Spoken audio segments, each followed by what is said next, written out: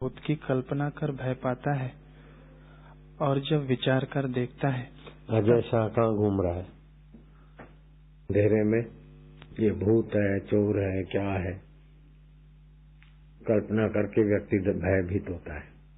जब ठीक से प्रकाश डालता है तो ठूठा है, न भूत है, न चोर है, न साहूकार है, न तपस्वी है।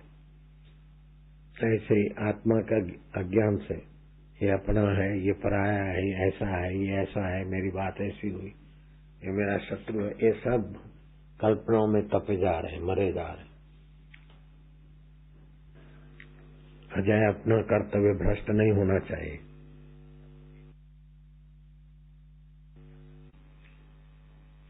सत्संग के समय फालतू बातें करना, सत्संग के समय सत्संग से बड़ा कोई गपशप होता है क्या? सत्संग सुनते समय चुकना नहीं चाहिए। ध्यान और सत्संग को 2 घंटे हर रोज देने ही चाहिए, तो अच्छे निर्णय आएंगे। नहीं तो फिर निर्णय हल्के आएंगे तो जीवन भी हल्का हो जाएगा। ऊंचे विचार से ऊंचे कर्म, साधना से ऊंचे विचार, सत्संग से ऊंचे विचार, ऊंचे भाव, ऊंचे भाव से ऊंचे कर्म, ऊंचा फल। ऊंचे फल को भी ऊंचे में ऊंचा ईश्वर को दे दिया तो ईश्वर ही फल स्वरूप मिल जाएंगे। ईश्वर मिले तो अनंत फल। तीरथ नाए एक फल, संत मिले फल 4, सतगुरु मिले अनंत फल, कहत कबीर बीजा। ईश्वर में टिक जाओ तो फिर ये देवता फलाना ढिंगना किसी की जरूरत नहीं है। ईश्वर में टिकने की कला आ जाए तो बस हो गया। तो ये टूना, ये टोटका, ये फलाना, ये तांत्रिक मान कोई जरूरत नहीं है। ये ऐसी ऊंची साधना है।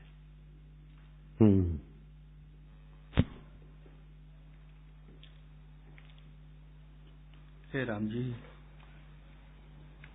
जब जनक ने आत्मगीता उच्चारण करते हुए सिद्धों से सुना कि पहला सिद्ध बोला कि यह दृष्टा जो पुरुष है और दृश्य जो जगत है, उस दृष्टा और दृश्य के मिलाप में जो बुद्धि में निश्चित आनंद होता है और इष्ट के संयोग और अनिष्ट के वियोग का जो आनंद चित्त में दृढ़ होता है, वह आनंद आत्म तत्व से उदय होता है। बोलो, कितना साफ बता दिया भगवान की एड्रेस। 9 सिद्ध आपस में साधना विषय बात कर रहे थे।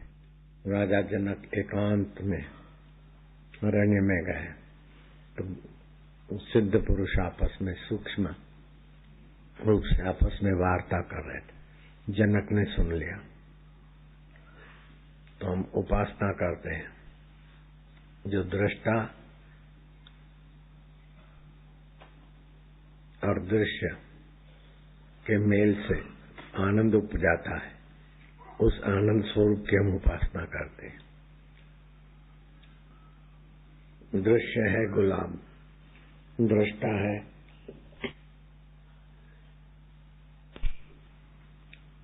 मन, मन का दृष्टा बुद्धि, बुद्धि का दृष्टा हम का दृष्टा कौन है? चैतन्य। तो ये गुलाब है दृश्य और चैतन्य है दृष्टा। इनके मेल से आनंद उपजा, तो वो आनंद जहां से उपजा उस परमेश्वर की हम उपासना करते। ये तो रोज आनंद उपजता है,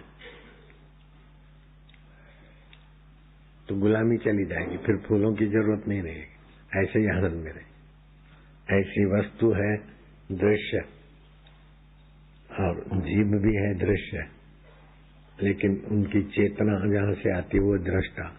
तो दृश्य और दृष्टा के मेल से आनंद उपजता है, स्वाद का रोज उपजता है। दिन में 2-3 बार तो स्वाद लेते ही हो खाने पीने का। तो वो आनंद जो मजा आता है, मजे का मूल स्वरूप आत्मा की हम उपासना करते। वो 60,000 वर्ष वाला भले दंड बैठक करता रहे, तुम पार हो जाओगे। ये ऐसी ऊंची साधना है। रुचि नहीं है साक्षात्कार, मैंने साक्षात्कार नहीं करो और अहम पोषा है તે ઉપર જિંદાબાદ રહો. પ્રોગ્રામિંગનો પદ જિંદાબાદ રહો. પ્રોગ્રામિંગ કરવા માટેનું સંચાલન પદ હતું જ નહીં તમારું, તમારી મનની વાત. रुचि पूर्ति तो कुत्ता भी भौंक भौंक के रात पूरी कर देता है. रुचि पूर्ति में तो कुत्ते भी भौंक लेते हैं. रुचि पूर्ति में तो पतंगे भी भटकते रहते. रुचि हो गई बस उसी में लगे रहे. पद चाहे कोई भी हो, लेकिन रुचि में बर्बाद हो जाते. पद के अनुरूप काम करना चाहिए, रुचि के अनुरूप नहीं, कर्तव्य के अनुरूप. दूसरा सिद्ध बोला कि दृष्टा, दर्शन और दृश्य को वासना सहित त्याग करो, जो दर्शन से प्रथम प्रकाश रूप है. और दूसरे सिद्ध ने कहा, ये दृष्टा और दृश्य से जो आनंद आता है वो तो ठीक है, लेकिन दृष्टा, दर्शन और आनंद लेने की जो वासना है उस सब का त्याग करोगे तभी उसमें टिकोगे. और ऊंची बात आ गई.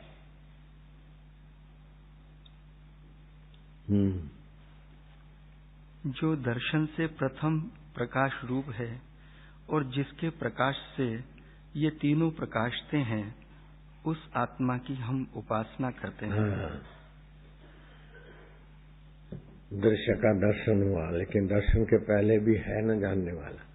दर्शन नहीं है उसको भी जान रहा, दर्शन हुआ उसको भी जान रहा, और दर्शन से आनंद उपजा उसको भी जान रहा. हम उसकी उपासना करो तो दृष्टा, दर्शन और आनंद की वासना अथवा आनंद की गुलामी भी चली जाएगी. स्वतः आनंद के मूल में टिक जाएगी. स्वतः आनंद का मूल ही अपन है वास्तव में.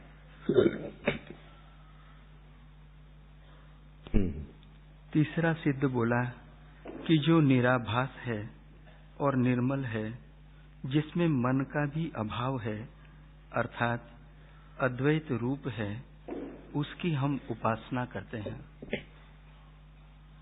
इससे पढ़ो.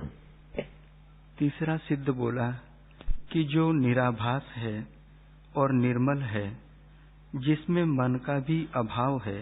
निराभास है, निर्मल है और मन का भी अभाव है. ये जगत आभास मात्र है और अपनी वृत्ति से भी सब भासता है. तो जो भासता है वो आभास से भासता है. आभास क्या? चैतन्य का आभास अंतःकरण में पड़ता है. उससे वृत्ति निकलती है, उससे सब भासता है. वृत्ति की भासमानता के सिवा कुछ दिखेगा नहीं. रात को सो गए गहरी नींद में तो वृत्ति की भासमानता नहीं रहेगी. तो मुंह में लड्डू हो, आंख के आगे कुछ पलक ऊंची करके भी कुछ दिखाओ तो नहीं दिखेगा. कोई हल्का फुल्का आवाज भी पता नहीं चलेगा, हल्का फुल्का स्पर्श का भी पता नहीं चलेगा. जब जोरदार आवाज होगा, जोरदार स्पर्श होगा, तब वो वृत्ति आरूढ़ आभास की वृत्ति आरूढ़ से ही इंद्रियों में सजगता आएगी. तब पता चलेगा सुनाई का आवाज, सूंघने की गंध, ये सब वृत्ति से ही सापेक्ष है. क्लोरोफॉर्म दे दो, बेहोशी दे दो, तो देखना, सूंघना, सुनना सब बंद, तो वृत्ति दब गई. तो वृत्ति में जो चैतन्य की धारा है, जैसे सूरज से किरण निकलते रहते हैं, ऐसे सच्चिदानंद से वो वृत्ति. तो वृत्तियां तो कई आती जाती, और जैसी वृत्ति आती उस समय ऐसा अपने को मानते कैसी कैसी वृत्तियां आई वो तो भी याद भी नहीं, लेकिन अपन है तो अपन शाश्वत है, वृत्तियां परिवर्तनशील. अपन नित्य है, वृत्तियां अनित्य है. वृत्तियों में ही सुख दुख होता है, वृत्तियों में इच्छा, वासना, ये सब होता है. तो वृत्ति के मूल में टिक गए तो इच्छाओं का महत्व नहीं रहेगा, वासनाओं का महत्व नहीं रहेगा. तो जीवन मुक्त होगा, जीते जी मुक्त आत्मा होगा. अभी वृत्तियों में फंसे इसीलिए दुखी होते हैं, अथवा सुख की भावना से भटके जा रहे हैं. बड़ा होने की भूत घुसा है, अपने कितने बड़े हैं कि एक भारत तो क्या है, एक पृथ्वी का राज्य तो क्या, अनंत सृष्टियों का राज्य मिल जाए तब भी अपनी बराबरी नहीं कर सकता। अपन ऐसे बड़े हैं मूल स्वरूप में, लेकिन उसको नहीं जानते, तो वृत्ति में आ गए, जीवत्व में आ गए, शरीर में आ गए, नौकरी में आ गए। आपकी कृपा हुई, मेरे को 10 करोड़ का बिजनेस मिल गया। अरे कुछ भी नहीं बुद्धू, मेरे को 25 करोड़ का ऑर्डर मिलने वाला है। अमेरिका वाला बोलता था कल, कुछ भी नहीं है ये, मैं तो समय बर्बाद है। मरोगे कि नहीं मरोगे, और मरोगे तो क्या ले जाओगे? बोले कुछ भी नहीं, तो जख मारना हुआ संसार में, और क्या हुआ? कितना भी चतुराई चालाकी करा, ये हो गया वो हो गया, हेल्दी हो गया फलाना, तो हेल्दी बीमार पड़ेगा कि नहीं पड़ेगा? बूढ़ा होगा कि नहीं होगा? मरेगा कि नहीं मरेगा? तो मरण धर्म शरीर को मैं मानते हैं, और मिटने वाली चीजों को पाकर अपने को सुखी रखना चाहते हैं। ये सब माया के अविद्या के चक्कर में फंसे हैं। कोई हाल मस्त, कोई माल मस्त, कोई तूती महना सुए में, कोई खान मस्त पहरान मस्त, कोई राग रगीनी दोहे में, कोई अकल मस्त, कोई शकल मस्त, कोई चंचल ताई हासी में, एक खुद मस्ती में। खुद माना ऊपर ब्रह्म परमात्मा का आनंद, खुद अहम की मस्ती नहीं, खुद माना वो खुदाई से, एक खुद मस्ती बिन और मस्त सब बंधे अविद्या फांसी में। कोई योग मस्त तो कोठरी में बंद हो गए, बड़ा अच्छा लगा, बड़ा आनंद आया, बड़ा अच्छा, लेकिन वो कोठरी में बंद करके आनंद आया ना। बंद रहो ठीक है, लेकिन आनंद कहाँ से है? उसमें नहीं टिके तो कोठरी मिली तो आनंद, कोठरी से बाहर गए तो फिर गड़बड़। पति पत्नी अनुकूल हुए तो आनंद, लेकिन नहीं हुए प्रतिकूल। और पत्नी मरेगी कि नहीं मरेगी, पति मरेगा कि नहीं मरेगा, जिस चीज का उपभोग करते वो नष्ट होगी कि नहीं होगी, तो आनंद कहाँ टिकेगा? नश्वर के आधार से जो आनंद आता है वो आभास है, और मूल आनंद में पहुंचो।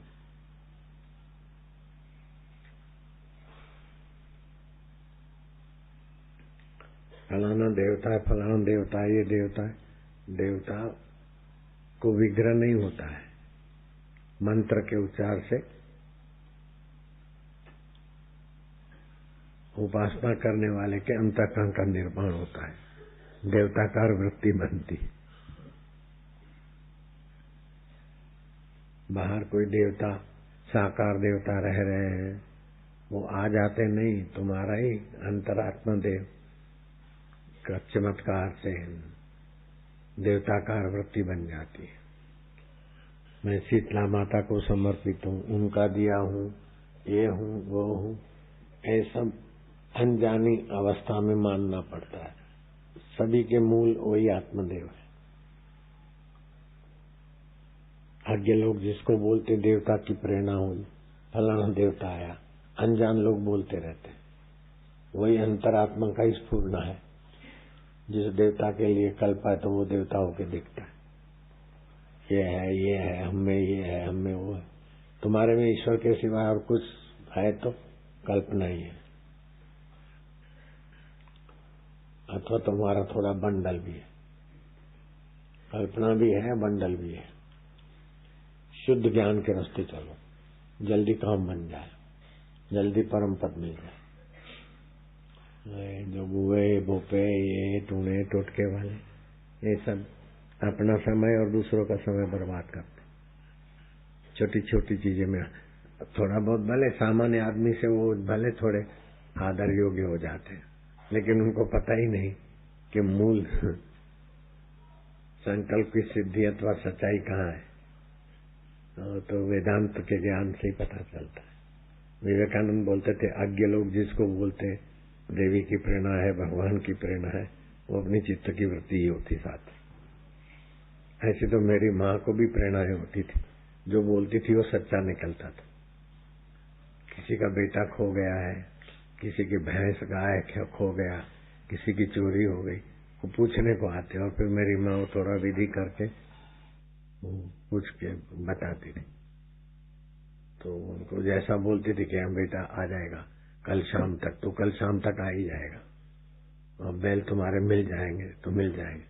चोर ले गए या किसी ने छुपाए, जैसा होगा वो मेरी माँ बोल देती थी, थोड़ी विधि कर देती थी, उस विधि से उसको शांति अवस्था आती थी। वो समझती थी कोई देवी बताती है, कोई फातिमा बताती, उसको ऐसे संस्कार पड़ गए थे। खैर वो पाकिस्तान में थी, मैं छोटा था तब देखता था, फिर इधर तो नहीं, मेरी माँ उस फंदे से बाहर आ गई। अपनी सात्विकता होती।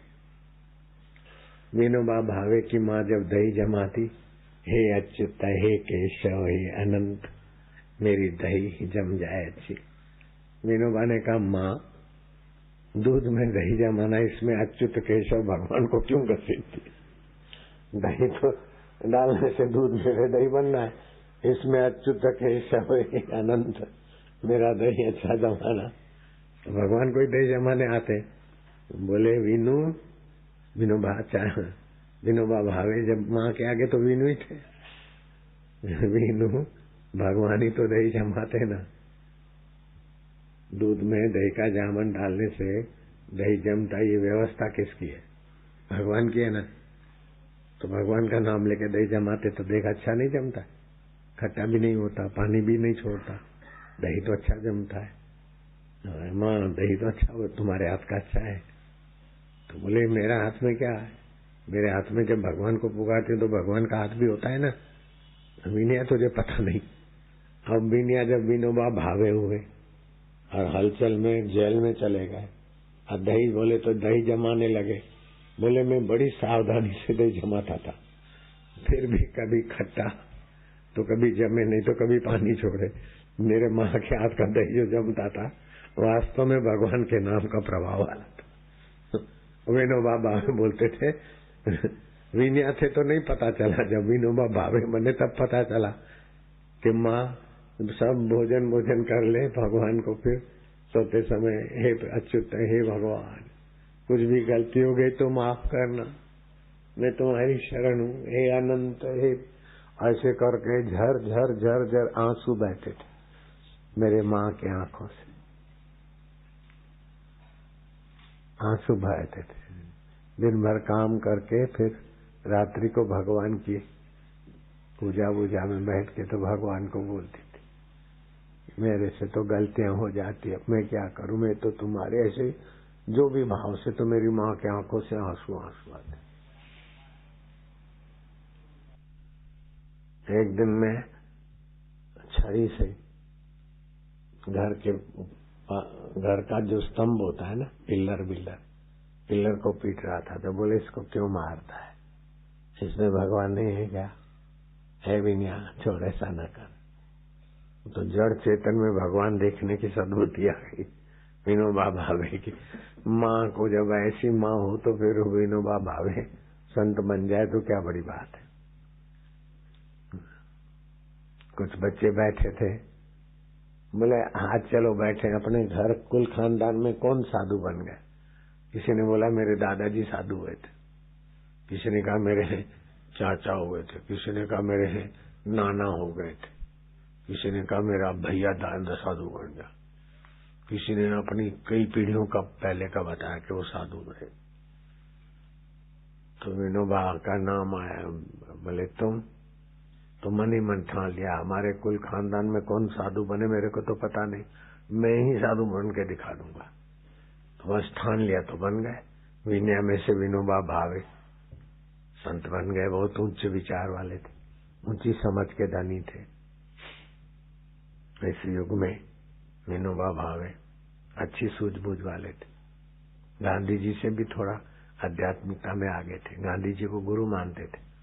लेकिन जब उनको साक्षात्कार हुआ तो बोले तुम तो बोलते हो सब ब्रह्म है चैतन्य हो, ऐसा तो गांधी जी भी नहीं बोलते थे। तो गांधी जी तो तुम्हारे गुरु थे, तो तुम उनसे आगे कैसे गए? अरे बोले गुरु जी पिता होता है और शिष्य पुत्र होता है, तो पुत्र पिता की गोद में बैठता है तो दूर का नहीं दिखता है क्या? ऐसा बुद्धि में।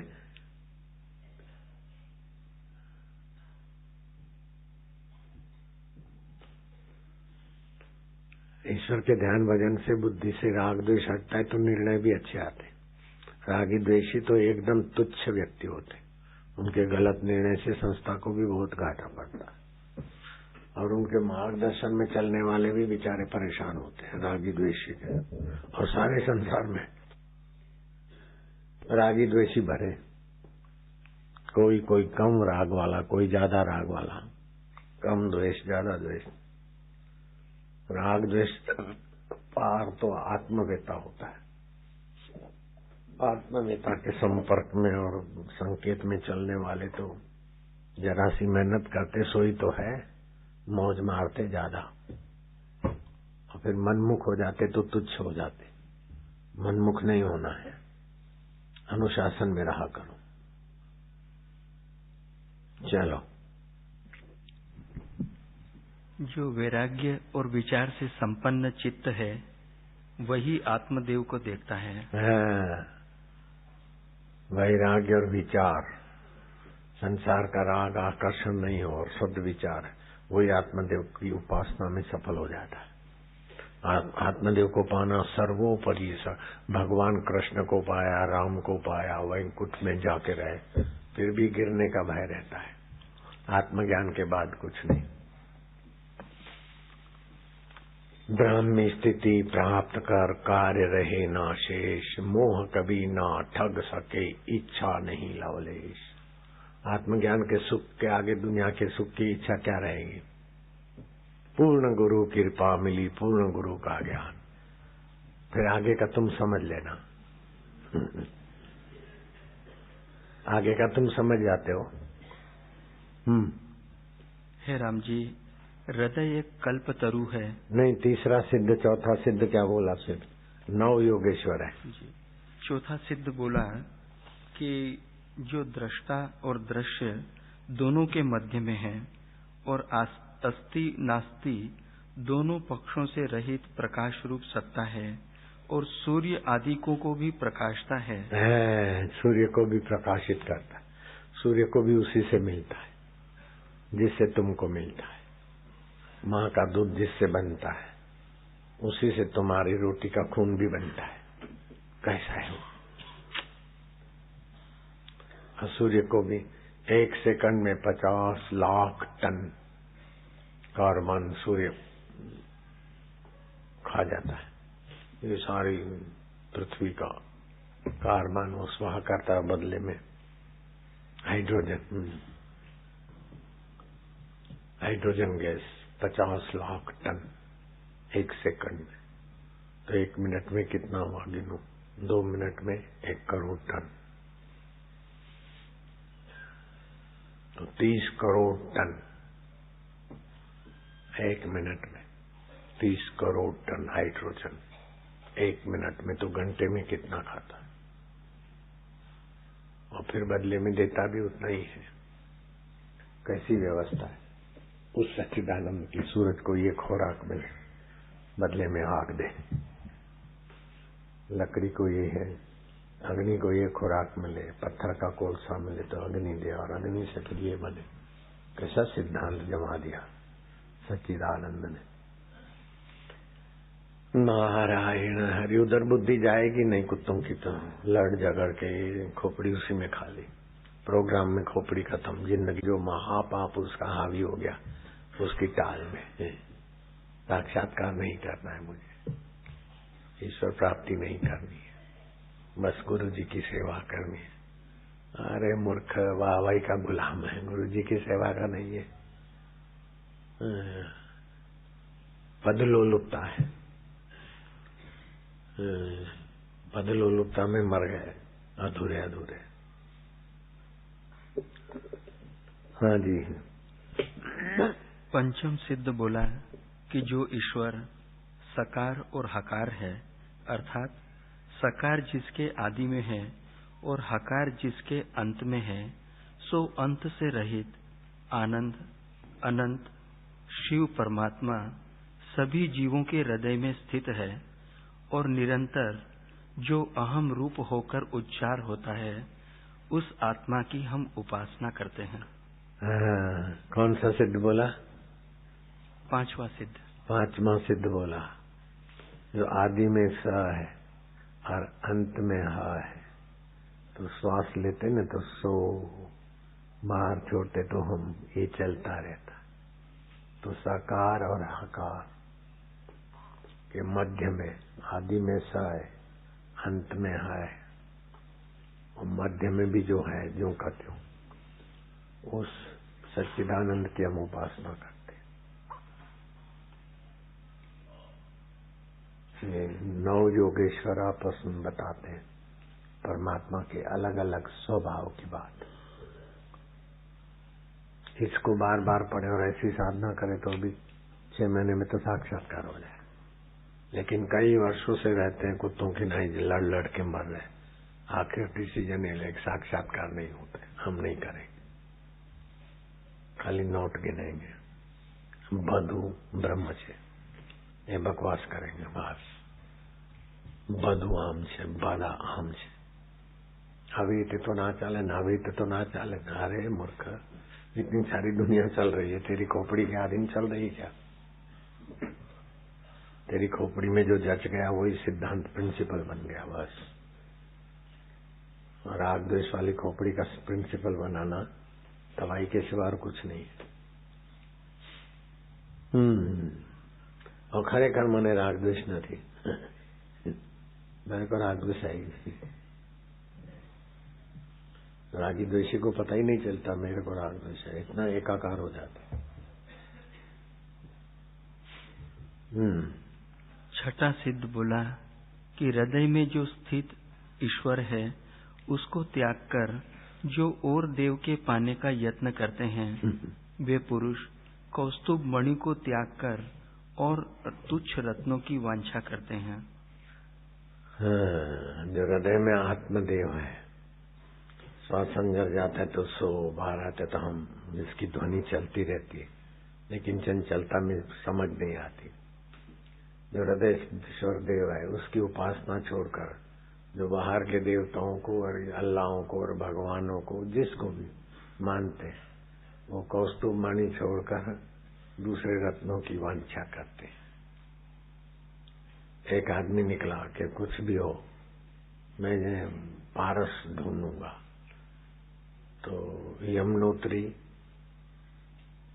के तरफ ऐसे कुछ पत्थर हैं, कुछ पहाड़ हैं, उनसे जो निकलते पारस के टुकड़े, तो वहां के लोग बकरियों के खुरों में लोहे के खुर पहरा देते हैं।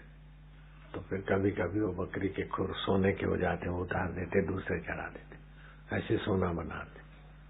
तो ये बात देवरिया बाबा के शिष्य ने जान ली। तो फिर वो देवरिया बाबा के साथ पैदल यात्रा कर रहा था यमुनोत्री से ऋषिकेश आने। वो जमाने में सड़कें भी नहीं थी, आज से होगा 80 साल पहले की बात होगी, 90 साल। और पगडंडी का रास्ता अलग होता है, बस का अलग होता है। 1857 की देवरा बाबा यमुनोत्री में भ्रमण करते थे। हाँ 1857, अभी 2012 है, इतने वर्ष पहले कहाँ थी सड़कें।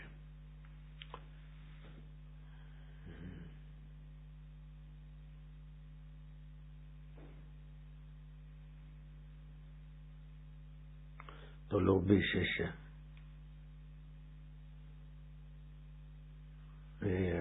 बाबा से पूछा कि बकरियों को लोहे के खुर कैसे क्यों पहराते हैं पत्थरे के? बोले यहाँ ऐसे कोई पत्थर है जो पारस है तो सोना बन जाता है। तो उसने लोभी शिष्य ने क्या करा, अपने कमर में लंबी रस्सी बांधी और बाबा के पीछे पीछे चलता था। जब सेवा करना है तो रस्सी पहले से ही खोल देवे। तो ऐसे रस्सी घसीटते घसीटते कभी आवाज आया तो बाबा ने कहा क्या है रे? तो बोले मैंने ऐसा ऐसा रस्सी बांधी है, उसमें लोहे के टुकड़े बांधे। ऐसा करते करते करीब शेर भर लोहा सोना बन गया है। शेर भर मतलब किलो भर। शेर 80 तोले का, 86 तोले का किलो। बाबा ने कहा या तो ये रख, या तो फिर मेरी सेवा में रहे या तो सोने की सेवा। ऐसा लोभी बनेगा तो मेरी सेवा में नहीं रहेगा।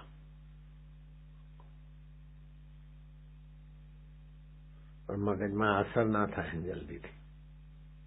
ત્યાં ગયા એટલે બધું આપણે તો અંતર્યામી બાપુને માની अपनी कल्पना को मान रहा है मूर्ख।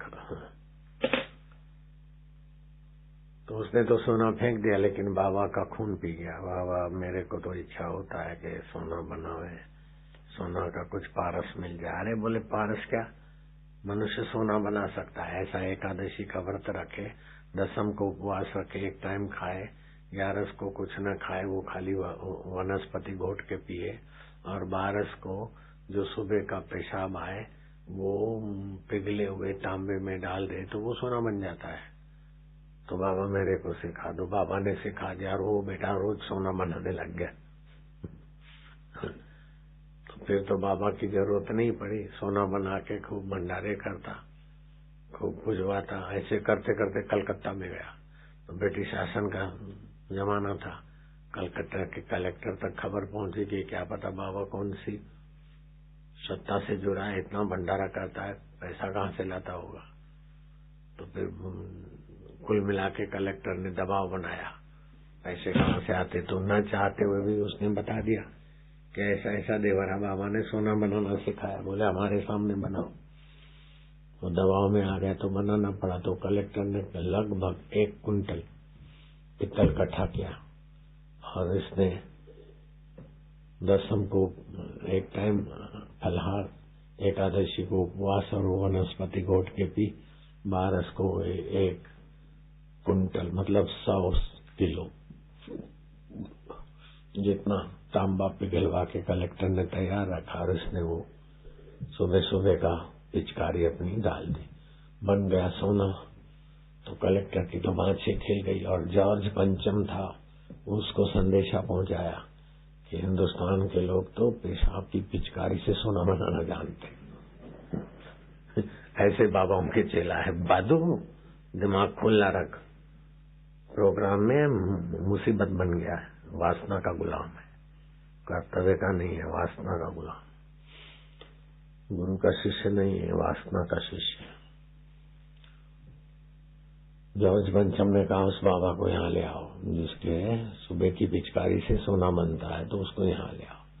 बाबा को सुनाया तो बाबा परेशान हुआ और गुरु महाराज बचाओ, महकमों को प्रदेश ले जाएंगे, अब जबरदस्ती करवाएंगे, आपका आशीर्वाद तो रहेगा नहीं। बाबा ने सपना दिया कि क्यों अभी और करो माया का झंझट। अरे मूर्ख, हम तो जानते हम नहीं बनाते और तेरे को चस्का लगा। बोले अब मैं छोड़ दूंगा, हिमालय में जाके भजन करूंगा, लेकिन अब मेरे को बंदी बना के जबरदस्ती ले जाएगा। वो बंदी हो गए ना, फिर वो तो गाय के मांस खाने वालों की हजूरी में रहना पड़ेगा। बाबा मेरे को बचाओ। मैंने कहा अच्छा। तो बाबा ने उसको संदेशा भेजा जॉर्ज पंचम को, हमारा शिष्य है और उधर नहीं बना पाएगा, ये तो मेरे आशीर्वाद से हम बनाता है, आप इसको वहां न ले जाओ, इसी में तुम लोगों का भला है। जॉर्ज पंचम ने कलेक्टर को आदेश दिया कि छोड़ दो। छूट गया, फिर वो हिमालय चला गया। तो ये बात चली थी कि किसी को पारस ढूंढने के लिए यमुनोत्री से ऋषिकेश आने का पुराना पैदल मार्ग में कई ऐसे पत्थर पारस के होंगे जो सोना बन जाता था बकरियों के खुर में। तो वो ढूंढ ढूंढ के थक गया, तो उसको कोई पारस दिखा ही नहीं। क्यों नहीं दिखा? पारस तो बहुत थे, लेकिन पारस उसने पहचाने नहीं। क्यों नहीं पहचाना? कि उसके घर में परंपरागत पारस का ही सिलबट्टा था। पारस पत्थर को सिलबट्टा बनाकर चटनी घोटते थे। अब जो घर में पड़ा हुआ पारस उसको सिलबट्टा मान के छोड़ के आया, तो बाहर पारस उसको कैसे मिलेगा? ऐसे ही अंतरात्मा पारस का सिलबट्टा हो गया, और बाहर सुख ढूंढते तो उसका सुख कहाँ टिकेगा? दुखी होके मर जाते हैं, विफल होके मर जाते हैं। घर का जो सिलबट्टा पारस के रूप में समझ में आ जाए तो बाहर जहाँ भी पारस होंगे पहचान लेगा। लेकिन घर का ही पारस नहीं पहचानता है तो बाहर का पारस कैसे पहचानेगा? ऐसे ही श्वास अंदर जाता तो सो, बाहर आता तो हम, वो आत्म पारस है। उसी से सारी सिद्धियां होती है, उसी से सारे संकल्प फलते। और वही मधु वस्तु में मधुरता उसी की है, तीक्ष्ण में तीक्ष्णता उसी की है, शीतल में शीतलता उसी की है। और कर्म का विधान और फल का देने वाला सामर्थ्य भी वही है। वो ज्ञान स्वरूप है। वो ज्ञान स्वरूप शीतल भी है और दाहक भी है।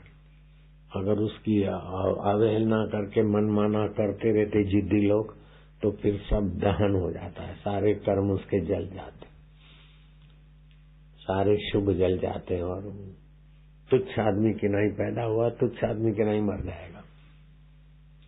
ऐसा वो ज्ञान देवता है।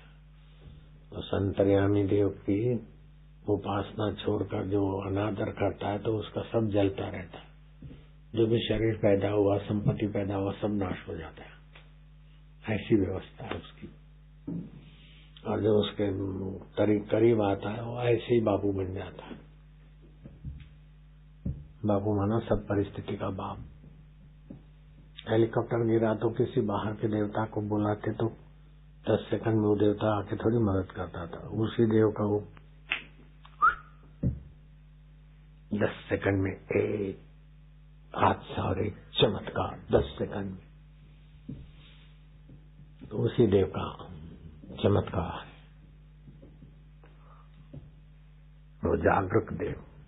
मैंने कोई दूसरे देव को याद नहीं किया था। जब हेलीकॉप्टर गिर रहा था, वो 10 सेकंड क्या 2 सेकंड 1 सेकंड उस देव का कृपा बरसी तो बस हो गया। नहीं तो बहुत सारे लोग गुजर जाते। पास में तो भीड़ थी, मैदान में जहां उतरने थे वहीं तो गिरा था। अगर 10 फीट दूर गिरता पब्लिक में तो कितने लोगों को मार डालता। 10 फीट दूर गिरता तो बहुतों की जान ले लेता। सब खड़े थे और ये 4 फीट पे पहुंच गया था, फिर उल्टा हुआ। तो आदमी तो 5 फुट के होते हैं और 4 फीट पे कईयों को मार देता। तो उस समय उस देवता की कृपा होगी, उसी आत्मदेव की। ये बेचारे फिर वो कहने में नहीं आता है, शब्द में कहेंगे ना तो तार्किक लोग, मूर्ख लोग, कुतर्की लोग कुछ का कुछ अर्थ बना देते। इसलिए कुछ आध्यात्मिक बातें आम आदमी के आगे कहना भी उचित नहीं होता है। वैसा आत्मदेव है। 6वां सिद्ध बोला, फिर 7वां सिद्ध क्या बोलता है बौद्धू? 7वां सिद्ध बोला कि जो सब आशाओं को त्यागता है उसी को फल प्राप्त होता है।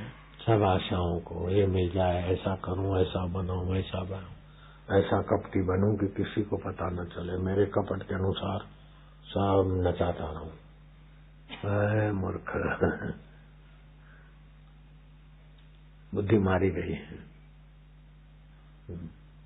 अपने को बड़ा चतुर मानता। जो पदार्थों को अत्यंत विरस रूप जानता है फिर उन्हीं में आशा बांधता है, वह दुर्बुद्धि गर्दभ है, मनुष्य नहीं। मनुष्य नहीं, हो गधा है। खाली गधा मजूरी उसको हाथ लगती, ईश्वर हाथ नहीं लगता। बद्धू ब्रह्म से बद्धू एक साक्षात्कार था ये। और जब डंडे पड़ते तब पता चलता है साक्षात्कार हो गया तो राग द्वेष अपना पराया नहीं रह सकता। हाँ जी। जहाँ जहाँ विषयों की ओर दृष्टि उठती है उसको विवेक से नष्ट करो, जैसे इंद्र ने वज्र से पर्वतों को नष्ट कर दिया था।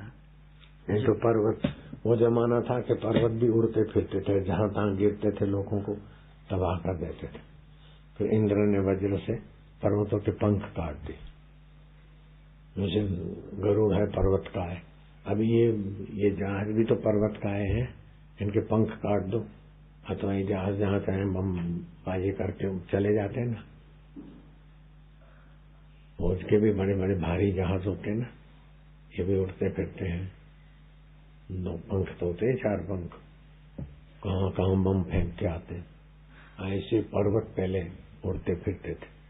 इंद्र ने पर्वत के पंख काट दिए, उड़ने की जो व्यवस्था थी तो एक जगह जमे हुए।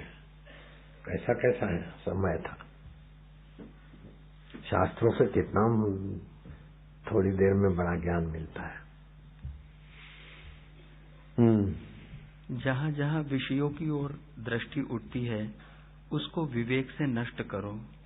जब इस प्रकार शुद्ध आचरण करोगे तभी समभाव को प्राप्त होगे। जहाँ जहाँ विषय राग द्वेष उत्पन्न होता है उसको विवेक से काटो। जैसे इंद्र ने वज्र से पंख काट दिए पर्वत के, ऐसे ही जगत के राग द्वेष आकर्षण को काटते जाओ तो फिर मन ब्रह्म में टिक जाएगा। चलो प्रसाद।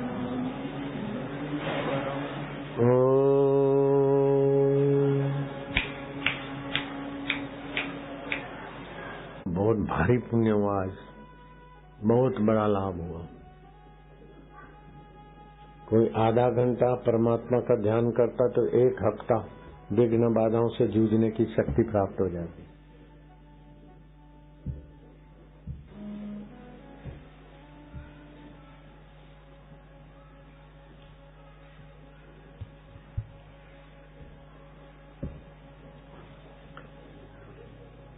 प्रसाद कितना देते हैं इधर दिखाओ।